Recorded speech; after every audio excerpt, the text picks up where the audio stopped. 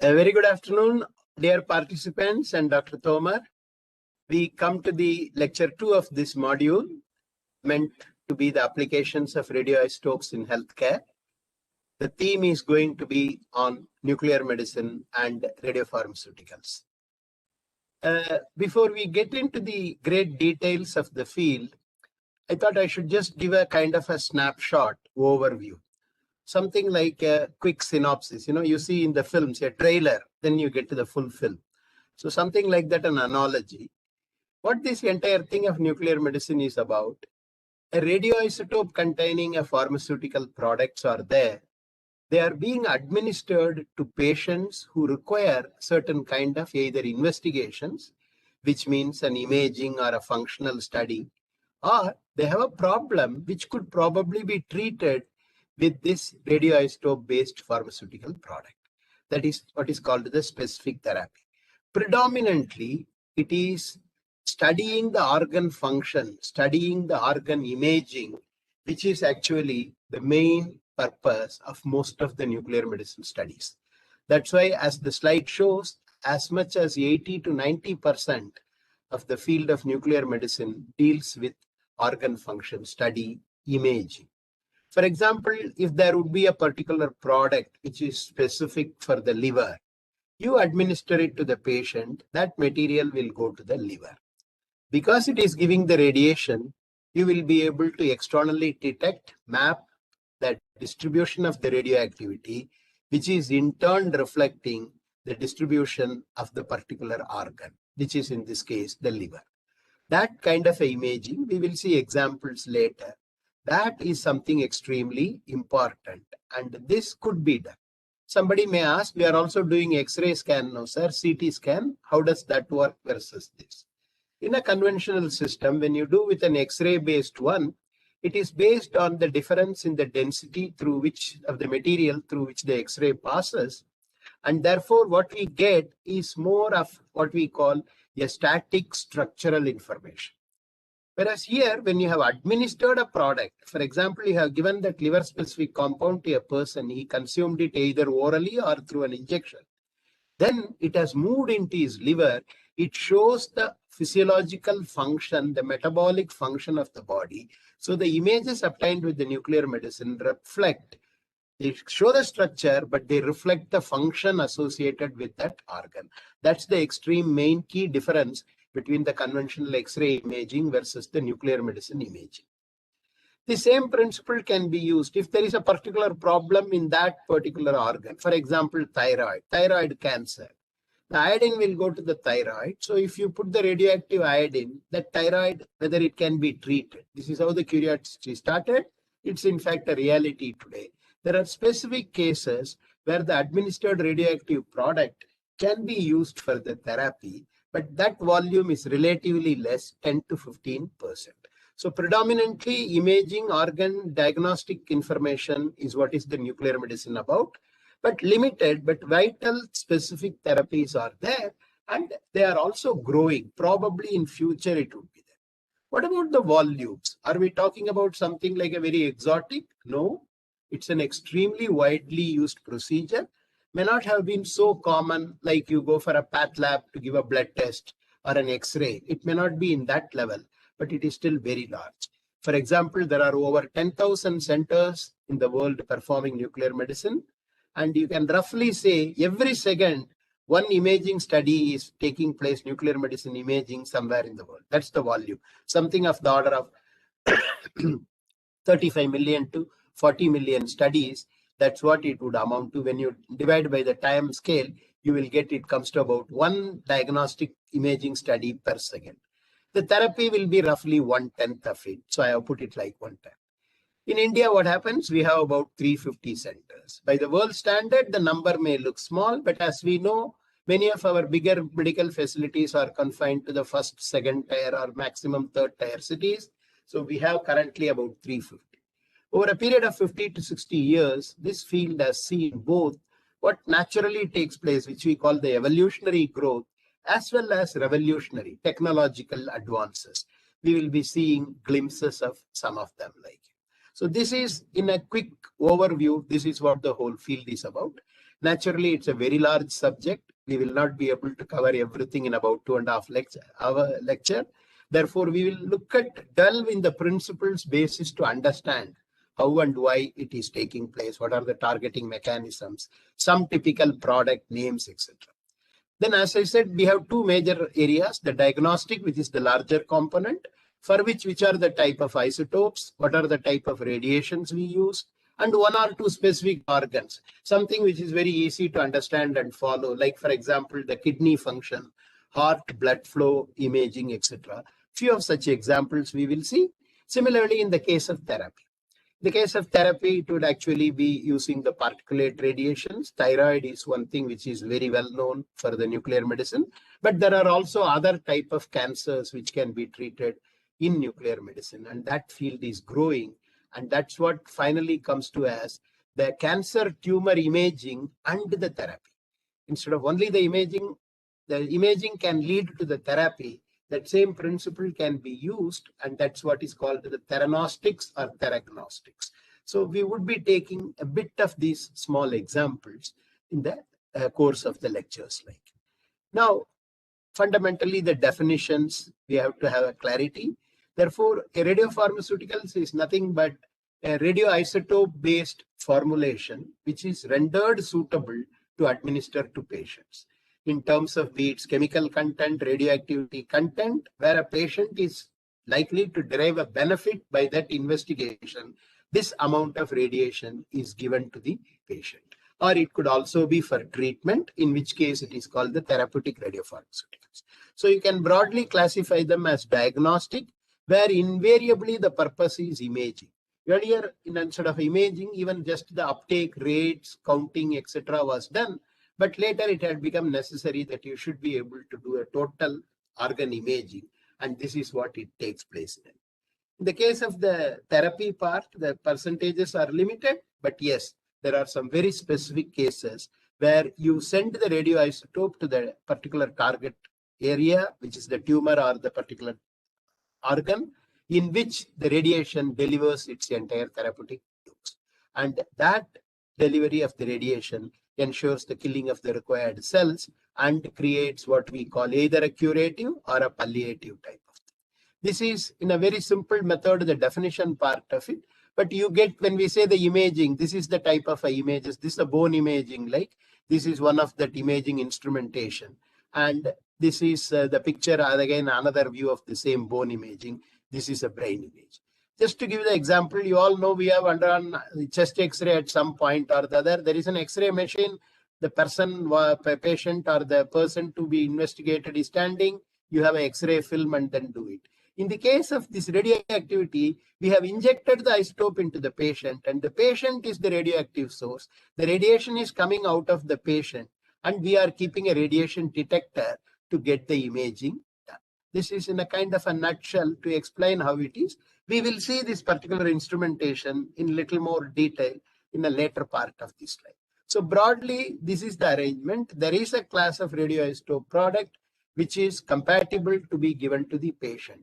In the case of diagnostics, yesterday when somebody was asking, I mentioned about it. The doses involved are in the range of 2 to 15 units. That unit is easy to remember because 2.4 such units we get from natural background radiation, every one of us, whether we are undergoing an investigation or not. So the doses which is given in these diagnostic is hardly equivalent of a few years of that dose. That by number is an extremely small quantity. There is nothing to worry or fear about it.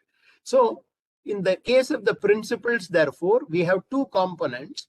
One is the radioisotope itself, which is the radiation giving one. The radiation either for the detection, which is for imaging, or for delivering the dose, which is then for the therapy.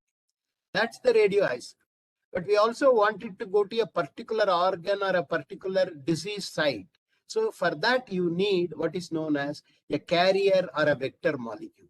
A particular affinity should be there. I said if a particular compound will have a specificity for liver, or something will have a specificity for kidney. You can think of some chemicals which could have such a thing. And then to such a chemical, if you can put the radioisotope, then you have had a radiopharmaceutical. The radioisotope for the radiation purpose and the chemical or the biochemical which gives that particular specificity to the organ. Easiest to remember will be the iodide.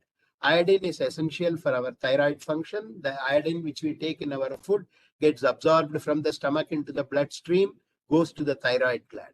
So if you have a small quantity of radioactive iodine given, it will follow the same way. Therefore, you would have had the purpose that the iodide would have become your radiopharmaceutical. Iodine 131 is the radioisotope. The iodide itself is the carrier because that goes to the thyroid. Whereas in some other cases, it may not be a direct small chemical. We may need to have something more. And that is where we tend to see what could be the properties, features of the organ or the lesion. This is the particular target which we want to. Let us take it as kind of a liver. And you need something which will go there. See, liver sequesters anything of a particulate matter from your blood and removes it from the circulation. So if you will put some colloidal material as the radioisotope, radiopharmaceutical, and inject it into the patient, invariably that colloid will be sequestered by the liver, and therefore the radioactivity would have also gone into the liver, and you will be able to do the liver image. I'm just giving one example of that, but there are a variety of other kind of such mechanism. So what is the organ of interest to study or particular tumor? And as it got some property which can be exploited, and that property chemical, if you can link with a suitable radioisotope like here what is shown M star, then we will be able to get the material to that part. So we come back to that fundamental principle what we talked in the first lecture, namely the radioactive tracer, a beacon signal. This is what is the fundamental principle of all the imaging. Iodide, iodine containing iodide, iodine 131 containing iodide, normal stable iodine containing iodide, both go to the thyroid. The radioactive iodine will let you have the radiation for making the mapping of the organ, and therefore you will be able to get an image. Same way, a radiocolloid, which will carry the radioactivity when it goes to the liver, using the radiation, you will be able to do the imaging. So the colloid is traced through the radiation associated with that. And for such a thing, when you need the radiation to come out and be detected, as we said, we will prefer gamma emission or the annihilation photons coming from the positron. Gamma or annihilation coming from the positron are what are used predominantly in imaging and diagnosis.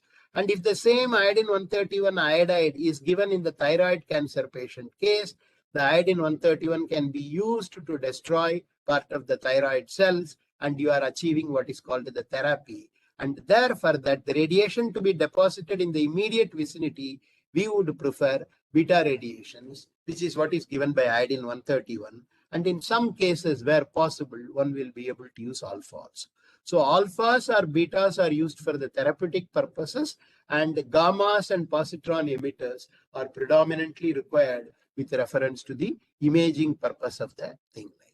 So therefore, you can say that the nuclear medicine is something like dependent on three extremely important components: the radiopharmaceutical, which comprises the radioisotope, then imaging instrumentation, if you are talking about a imaging, or a therapy facility, if you are talking about a therapy. And in both the cases, you always need qualified human resources. That's why you are all learning nuclear science and technology. May not be all going to medical purpose, but qualified human resources is absolutely needed in any technology development, and nuclear medicine is no exception. And therefore, you need in this case also. Now, coming to the isotope features. Now, we will first do the diagnostic imaging part, then go to the therapy. In the diagnostic imaging part, once again, what we saw in the first lecture, you need radioisotope of elements of interest. We already said we have an interest in iodine element because iodine and thyroid have a linkage, and therefore we need iodine can be there as well of the thing. And there can be many other cases also, like we will see. What about the half-life? We already knew that we are giving a radioactive material. We would like that to be as short-lived as possible so that your purpose of imaging is done and there is no more extra time for which the radioactivity is lingering in the patient's body. So we need short half-life products, mostly minutes to hours, at the maximum a few days in most of the cases for the imaging. And because we have to detect it externally, we'll be seeing the instrumentation used in just a while. And for that, the gamma emission is what is the most preferred one. gamma emitting isotopes. For example, the iodine-131 gives you 364 keV gamma rays. There is another iodine isotope, iodine-123, it gives 159 keV gamma rays. They are good gamma emissions. And also in the radioactivity, they would have told you abundance is there in the gamma emissions, because the alternate mode to the gamma emission can also be what is called internal conversion. So if the radioisotope will undergo the transition by gamma predominantly, 80% gamma emission, 90% gamma emission, internal conversion being extremely small, such a thing will be very good. The energy of that is also important, because we will be seeing what is the imaging instrumentation, then we will know what is the link with the energy. The next is the positron emission. Similar to gamma emission, because positron being the antiparticle, it annihilates, it collides with the electron, the mass is converted into energy, and what you get is the annihilation photons of 511 keV, which is exactly equivalent to the gamma rays one. These photons are similar to gammas, so both can be used for imaging. Both are extensively used. The gammas were the one predominantly used till about 1990, 2000. But in the last 20-25 years, positron emission annihilation photons are also well used. An extra advantage of the annihilation photons will be they come at 180 degrees after the annihilation process. Therefore, you will be able to do, instead of a radiation and the detector on one side, you are able to keep the detector on both the sides, and you are looking for the coincidentally observed recorded radioactivity levels. That coincidentally recorded radioactivity levels gives an extra advantage in the imaging process to get an extra superior resolution. And that's what has made it extremely important using the positron-based radioisotopes. I mentioned to you in the very fundamental principles, any beautiful property of a radioisotope has no meaning unless one can have a suitable production technology. And also it should be able to be widely produced, because the half-lives are short. Therefore, you will have to have multiple places where it can be produced, and also suitable chain logistics. And since we are now talking about human beings, patients to be given that, we are also having an additional features related to safety and quality of it. In terms of the quality, the word specific activity which was mentioned, we will repeatedly come to that. And also there should not be any other radioisotopic or other type of impurities also in the material. These all become like what is known as the standard requirements of the radioisotope features to be used in the imaging. Having said what are all required, you will now see in the list, many of them are met, but may not be met 100%. But that doesn't matter. As long as the major requirements are met, we will still be able to use them as the diagnostic isotopes. As we said, the iodine-131, because of the thyroid radioiodine linkage, iodine-131 has been an extremely important isotope. 8-day half-life, beta gamma, it gives you E gamma of 364 keV emissions. With the 8-day half-life and a beta component there, this is really not an isotope which can be given in large quantities to any patient, because the radiation levels will be controlled, and therefore for diagnostic purpose this isotope has limited utility. But being the very historic, very early on utilized it, like even today its use is there in a very specific few cases. But another isotope, 99M technetium, which also we mentioned earlier, 6-hour half-life, it undergoes isomeric transition decay and have a 140 keV gamma ray emission.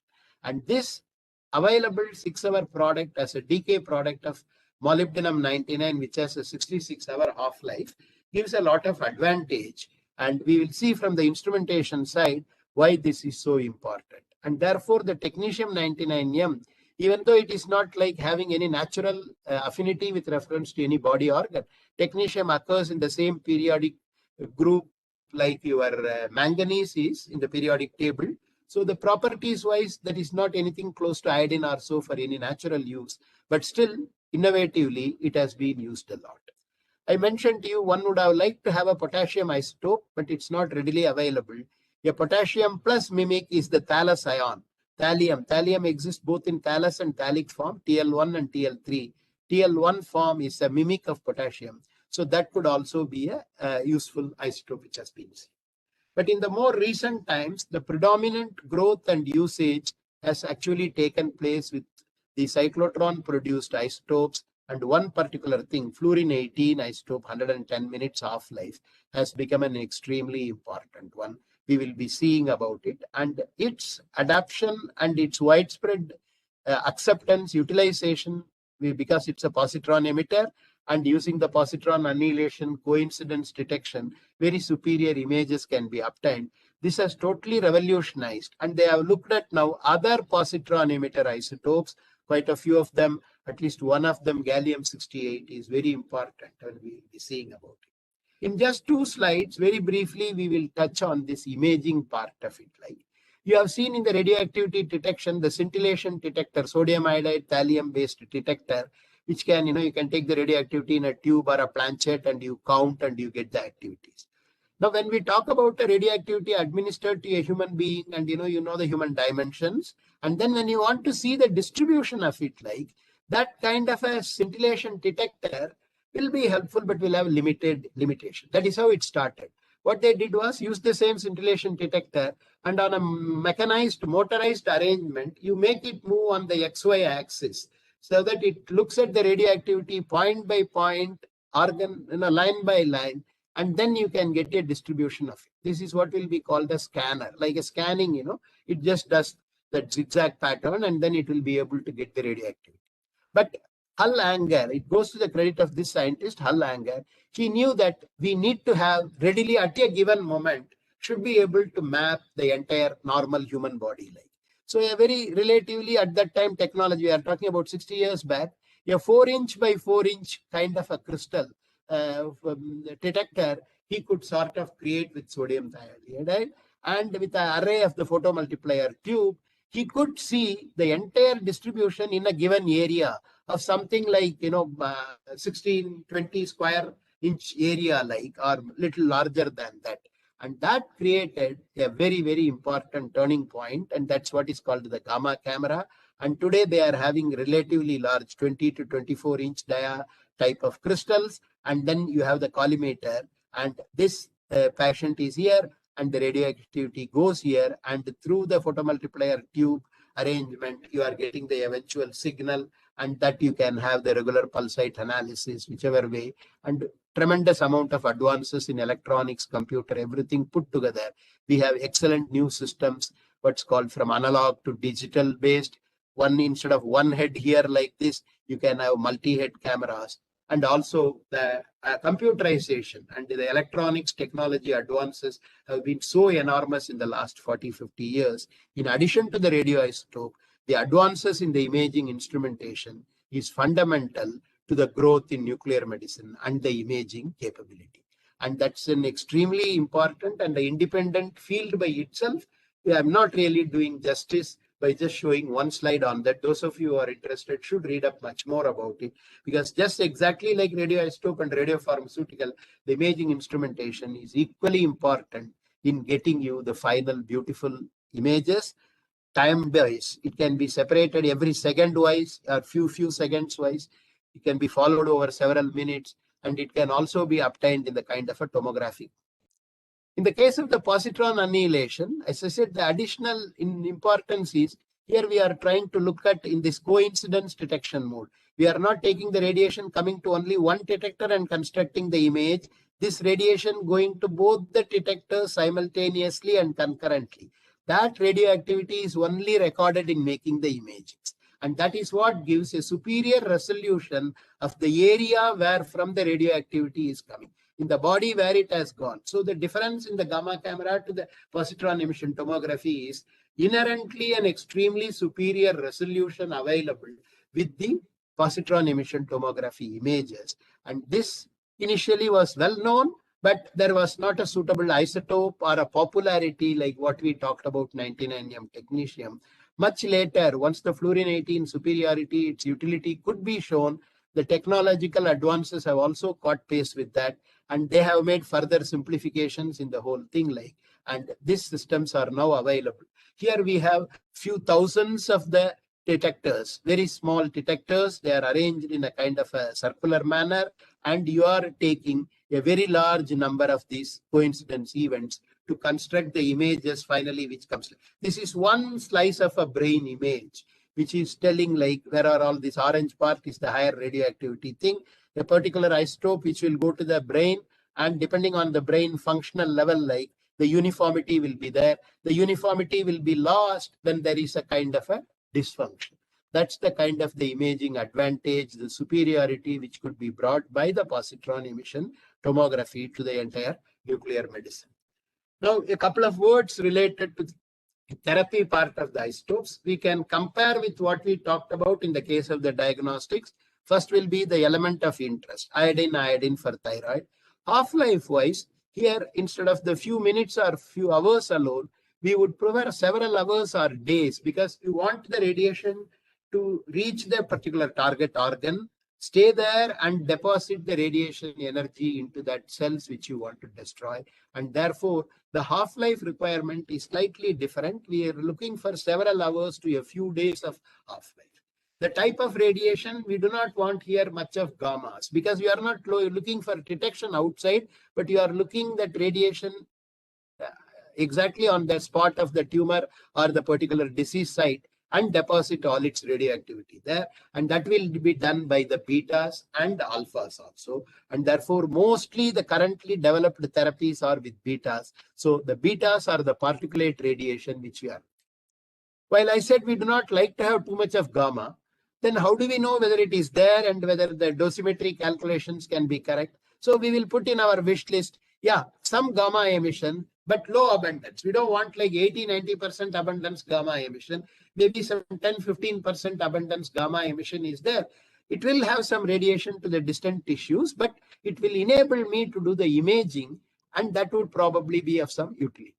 That thing will be met by both iodine-131 and some other isotope which we will be touching on, lutetium-177. So low abundance gamma emission is an additional wishful item required in the radioisotope which you want. The last 2 points are identical to the diagnostics, that is the production availability, the purity, safety, etc. They remain the same. So the very top bullet and the last 2 bullets are the same. In between 3 points will be little different between the diagnostics and the therapeutic, exactly taking that particular specific application type that we have in mind. Like for this also there is a list, but not to confuse, I would suggest you just look at it and leave it like that, because when we will be talking about therapy, I decided I will drag this slide back again there to tell all about it, because we are going to move more into the other features of the radiopharmaceuticals, from the radioisotope to the carrier molecule, the biological vector, the biological properties we need, etc. But just to get a feel of it, like various isotope, iodine will occur here also, because I told you it has got both beta and gamma. The gamma is what we were keen on using for the diagnostics, and the beta component can be for the therapy. There is also an interest in the bones related to the calcium analog. Calcium isotopes are calcium analog. Strontium, as you know, is another alkaline earth metal like calcium. Therefore, a strontium isotope, strontium-89, had been of helpful. And yeah, transition metals, M3 transition metals have some very good properties to become radiopharmaceutical. They are very good chelators. We could mix them with various biochemicals of interest. And therefore, some of the radiolanthanides, that is the transition metal elements, samarium, lutetium, etc., they have also become important.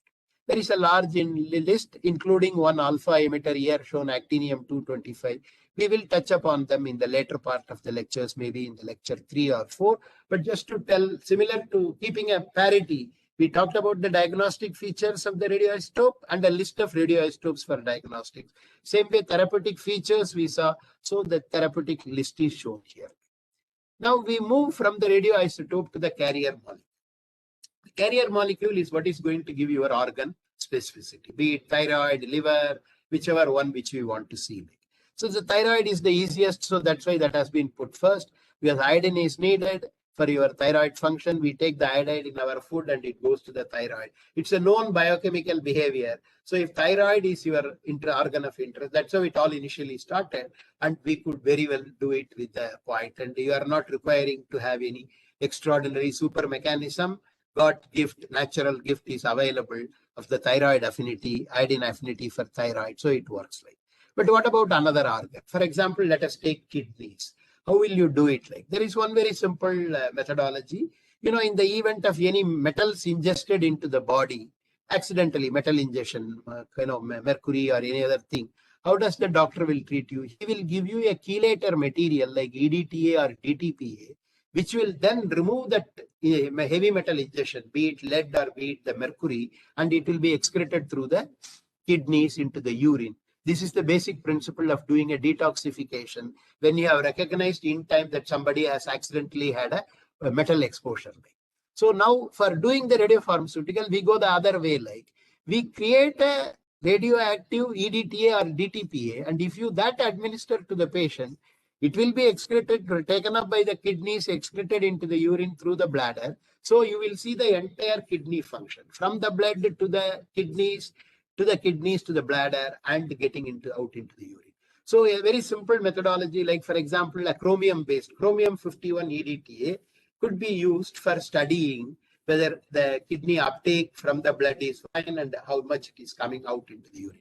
That was a very early on utility, but that's not that much helpful because chromium is 51 is again a 28 days half-life. It has a gamma of 320, but 28-day half-life, you can't again give a very large activity for imaging. Then comes the 99M technetium. You remember I told you about the 6-hour half-life. It has no particular organ affinity, but as a technetium DTPA or technetium EDTA, it will also flow. If you inject it into the blood, it will go into the kidneys, and then it will be taken out into the urine, and therefore you will be able to. In fact, this is one of the first of the radiopharmaceutical done with the technetium. We will say a full one like. So use of chemicals as a pharmaceutical, the EDTA, DTPA like, which have been used for detoxification, you can combine it with a radioactive material. What about the more important biological molecules? For example, we have glucose, amino acids, etc. But by the structure of glucose and amino acids, they are all compounds of carbon, hydrogen, oxygen. At the maximum, some things may contain a sulfur. But they are not the kind of the isotopes for which the radioactive isotope of a suitable half-life and an emission is available. Yes, in the case of carbon, we have a carbon 11, 20 minutes, but that's an extremely difficult with 20 minutes half-life to do it. And therefore, there is a kind of a mimic usage, I told you, potassium, mimic thallium. So the same way here, fluorine 18, which has got a positron emitter 110 minutes, this can be a mimic. Fluorine 18 can be a mimic in organic biological compounds, either for a hydrogen or for a hydroxyl group or a methyl group. And this property has been effectively used to convert a glucose analog, what is called a fluorodeoxy glucose with fluorine. And this has been a very, very helpful, useful thing. So you have a biological molecule. The direct radioisotope is not very suitable. So we tend to use a fluorine with a minor modification of the chemical itself, as long as that modification has not influenced the biological property. It is still able to behave partly like glucose. Then you have achieved the purpose, and that is what is done. We'll be seeing much more. You will be hearing this word F18 and fluorodeoxy glucose probably several times through the lecture. But one more advantage, what could be done, like again, the chemistry ingenuity. We have a biomolecule and we have a radioisotope. We can have a suitable linker molecules, what are known as chelators. You can have a metal chelator, like the same DTPA if you take, it's the diethylene triamine pentacetic acid. Out of the pentacetic acid, you will be using part of them to complex the metal, but you could still use one or two of the free acetic acid groups to link to any biomolecule. So once you do that, you will be able to ensure that we have a biological vector molecule with the radioisotope linked through a suitable linker compound, which is we usually call the linker as either directly linker or bifunctional. We are looking for at least in the linker molecule two end, one end capable of binding to the radioisotope, another end capable of binding to the biological vector. Fundamentally, using these 3 or 4 principles only, practically almost all the radiopharmaceuticals which are there have been used, like in the with reference to a particular organ or so. Additionally, some more things you can think of. I'm injecting it into the thing. I want it to go to my organ of interest, and it should do it as quickly as possible, and the rest should go into the urine or the another excretory meat of the body. This is how one would like. So this is what we call pharmacokinetics. That means after administration, how will be the pattern? How quickly it can be absorbed in an organ? This is a kind of a liver picture. And how quick will be the excretion of it? This particular material will be excreted into the intestines. That's why with time this changes and it has come into the intestine. In some other case, it might be directly be getting excreted through the kidneys. This is another compound which has come in. So essentially what we are looking for is, I wanted to go to my particular organ which I want to image, and also thereafter it be getting out of the system, out of the body, so that there is no residual radioactivity left in the person. In addition, we do not want any other, sometimes, the same property can take the material to another organ which was not of your interest. So this kind of what we call inevitable non-target organs may also take it, but then they should be as low as possible, because your interest was to study one, you don't want to irradiate some other organ also. So these are all like, if you think of in a logical manner, when I want to inject a radioactive isotope and get a heart image or a kidney image or a liver image, what else we will do? We will be able to list these kind of what we call biological features. We said it be excreted out, but that does not mean that excretory organ is spared. Excretory organ will also receive a radiation dose. For example, anything which comes through the renal system, that is the kidneys and bladder, there will be a radioactivity dose burden to the kidneys and renal. Often that will become the limiting factor to how much of radioactivity you can give to the patient, how much quality of the image or how much of the therapeutic purpose you can obtain. So this is just to get a feel, like when we administer a product, it goes into the body, goes to the particular organ, gets excreted out. What all we may look for, like depending on the particular study that we want to do, how will it be available? So this is what we call as biological features that you would like. We can always say very ideal. It is like, looking for a job. I want the best of the job, highest salary, 5 days a week, and annual holidays, everything. That's all nice on a wish list. But when you go to actually join a company, yes, it will all be there, but it will also have plenty of other slogging and other works too. So there is always a difference between your wish list ideal requirements versus what you get practically. And then pragmatically, we will be able to match, optimally balance. What is the best of the benefit we are going to get to the patient? So how much of what could be the risk which can be accepted? So the best benefit to the risk type of thing will be done. But on a feature identifying, we need to keep what would be the most ideal type of characteristics. What is listed here goes in that more of the idealistic part. Now, a word between pharma and radiopharma. In much of the pharmaceutical grades, you always will talk about so many milligram dose, or sometime even higher level into hundreds of milligram or gram dose. In radioactivity, radiopharmaceutical, we don't talk about it. Often, in fact, the chemical quantities involved with the radioactive pharmaceuticals are very, very small.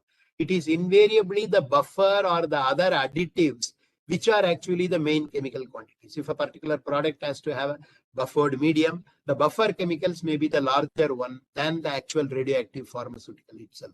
So the very, very low chemical quantities are there. Because the half-lives are very short, the shelf life of the products are very less. In many of the pharma companies, you will have several months, sometimes several years of shelf life. Here, that will not be there. In fact, some of the products will have to be made more than once per day.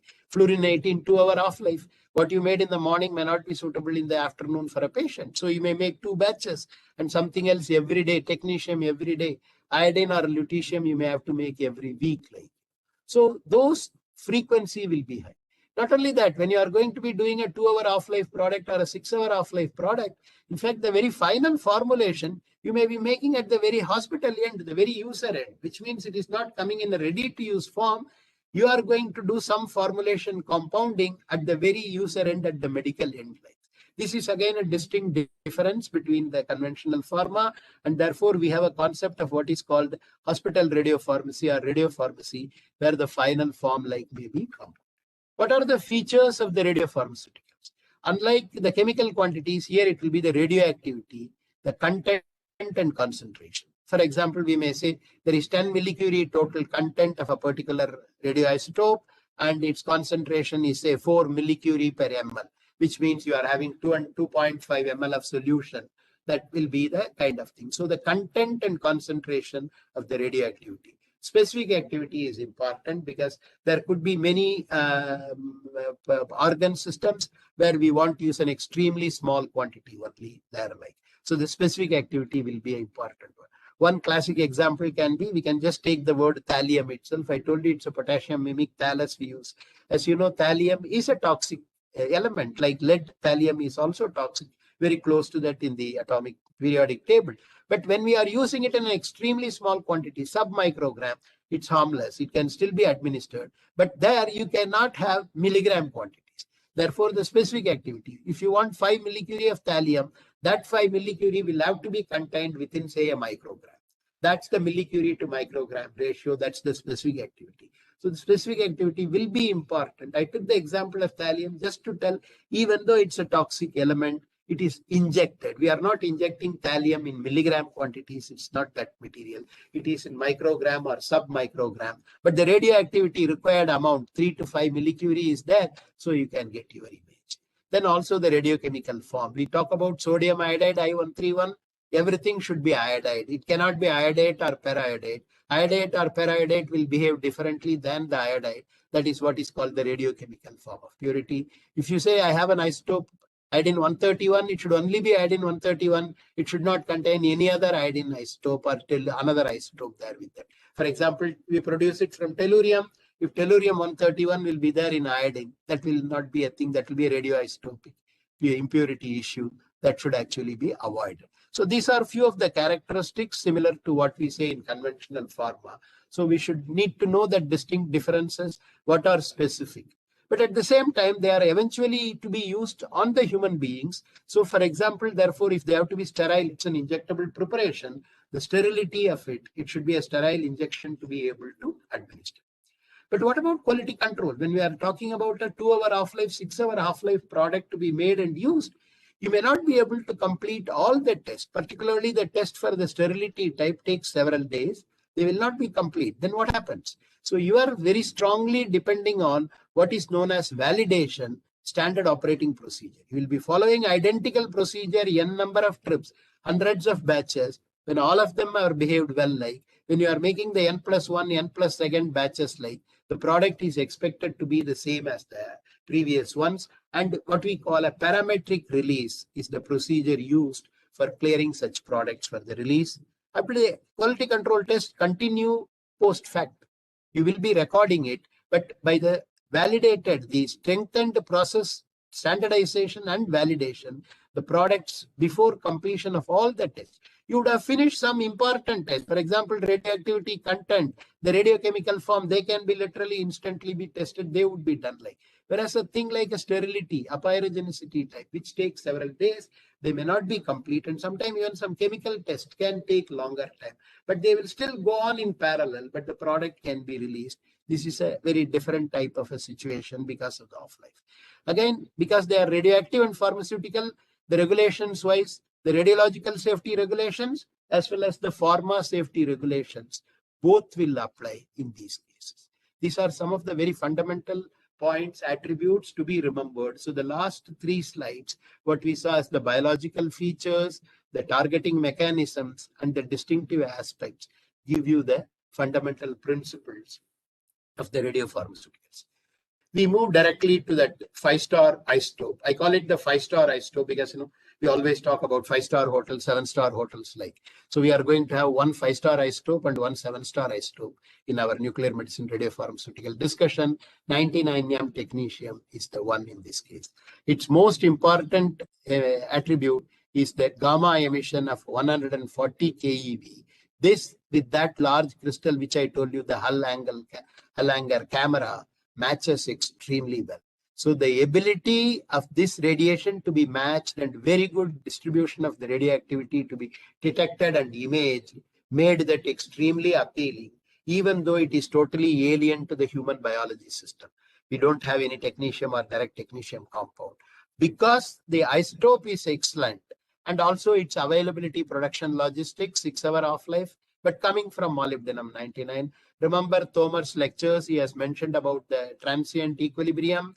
It is in this case, the molybdenum technetium is one such thing. You fix the molybdenum on an ion exchange column like alumina and simply passing a normal saline solution type, you will get the technetium. Initially, they used to dilute acid to get the technetium, then recognizing for medical purpose. And luck was that it could be eluted even with simple sodium chloride solution. So the normal saline removes the technetium from the alumina column and you get the technetium. Similar to the permanganate, the technetium obtained from this is in the form of pertechnetate. You might have known potassium permanganate. So the pertechnetate is very similar. That is the TCO4. that converted to various organ specifics. For example, we mentioned about the technetium DTPA. This has been possible to do with multidisciplinary synergy and lot of work done. And so today, practically for every body organ part, some technetium imaging like will be possible. Let's just take the same example of the technetium DTPA, which we mentioned.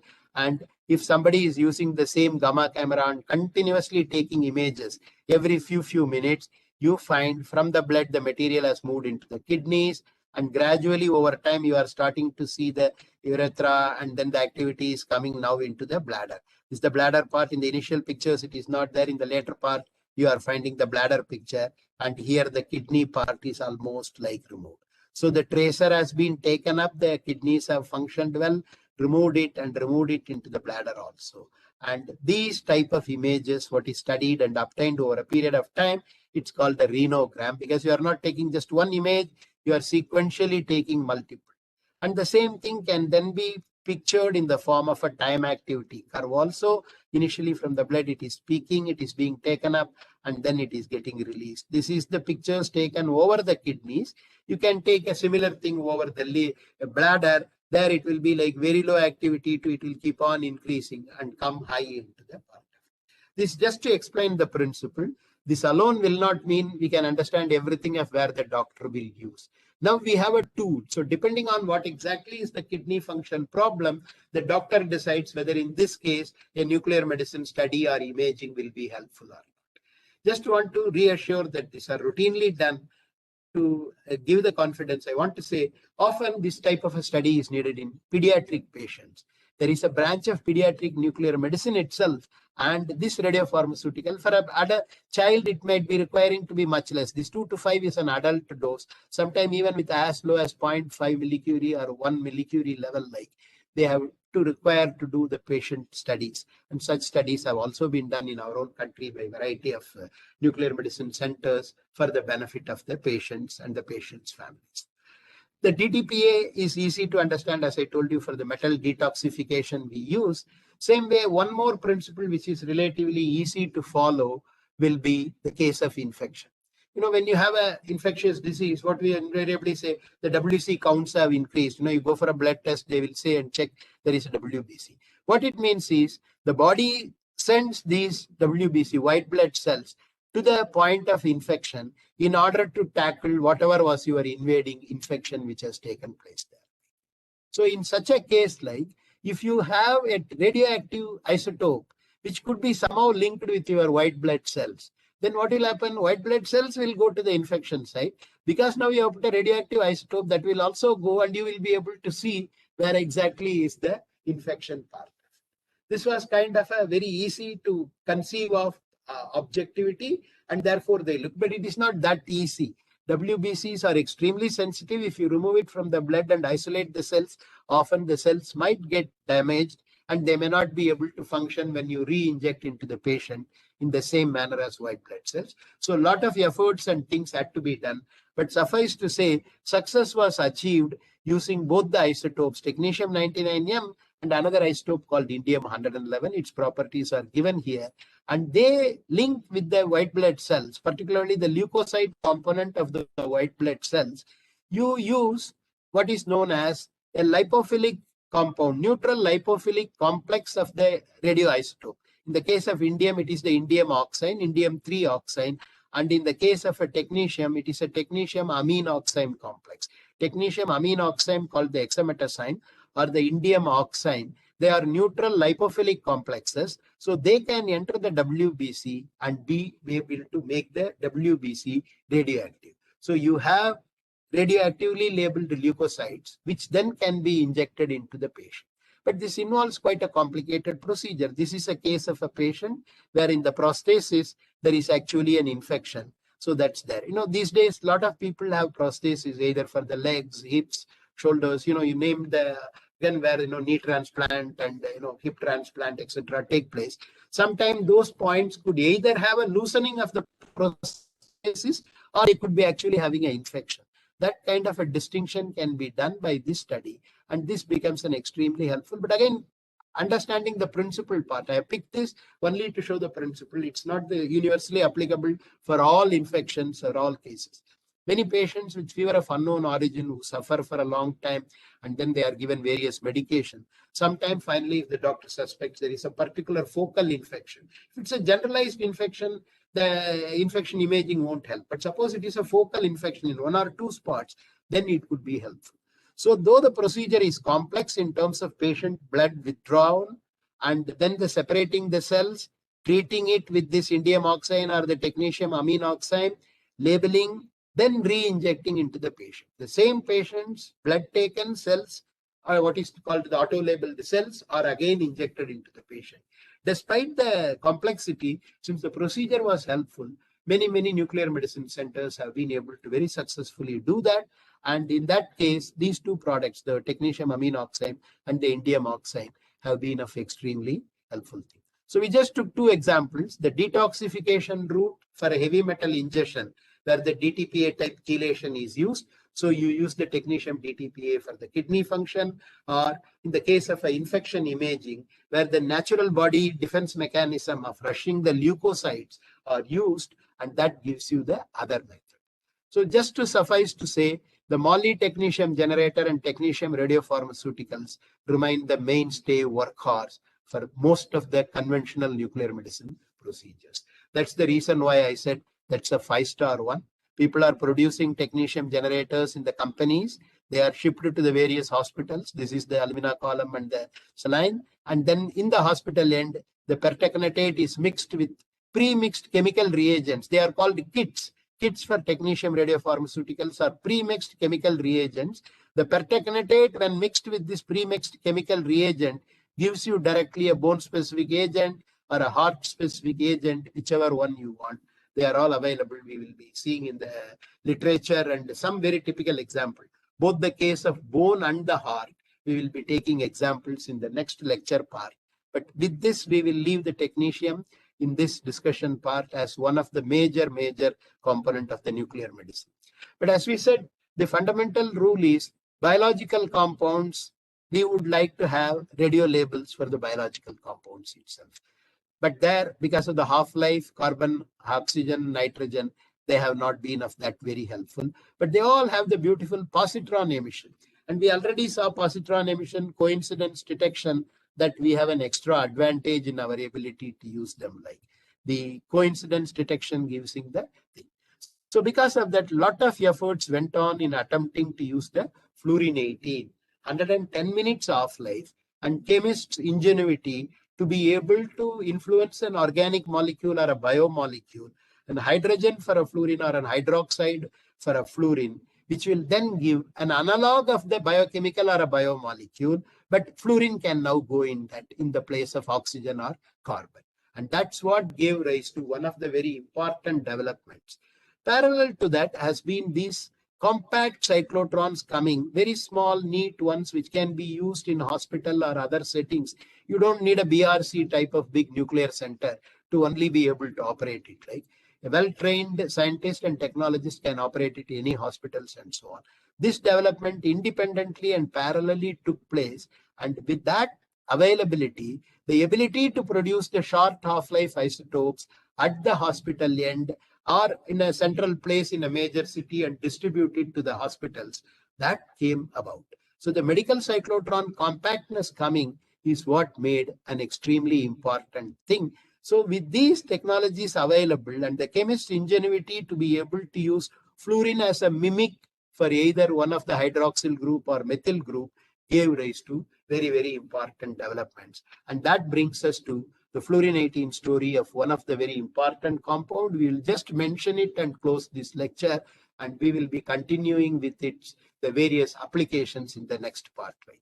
The mimic, when I say this is the one, like if you take conventional glucose, that is your C6H12O6 compound, and one of the OH, that is at the C2 position, the OH hydroxyl is replaced by a fluorine, then you get a glucose mimic fluorodeoxyglucose.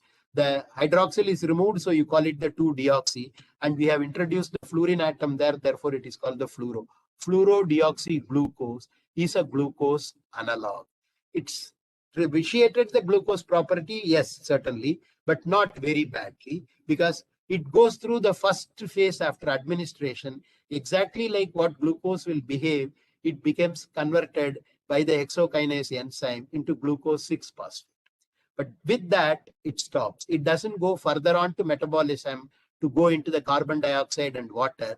Instead, it remains trapped as the glucose 6-phosphate there, because this is now not plain glucose, this is the deoxyglucose. So using this principle of a mimic, but which is subsequently trapped, we are able to not only introduce a fluorine into the glucose molecule, we are also able to show where exactly it was metabolized and where it had stayed. That advantage is what has provided the greatest tool, which I call a landmark in the radiopharmaceutical imaging. And that has given, along with the fact that it is coincidence detection, positron emission tomography, the 7-star grade. If technetium was already playing a big role in radiopharmaceutical nuclear medicine, 5-star, here comes the 7-star isotope and one particular product, the fluorodeoxyglucose. We are going to hear repeatedly about it, because wherever there will be very high cellular activity, the material will be taken up there. Therefore, in a cancerous cell proliferation, in a brain cell, for example, how many of you are very actively listening? How many of you are just watching it to get your certificate will be known by your brain activity. So suppose you are given a FDG and an imaging is right now done. We don't need to have a marks or say to assess your performance. We will know by your brain activation level how much actively you are listening or not. I'm just saying it in a lighter vein, but exactly such brain activation studies are possible.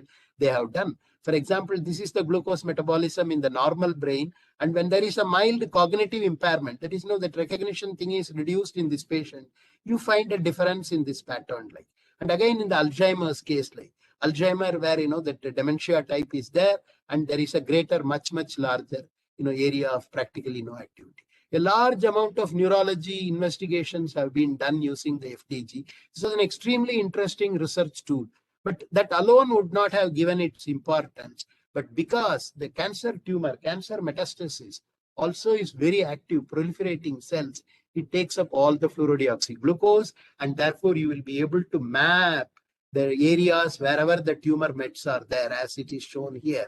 And that is what has made it extremely important.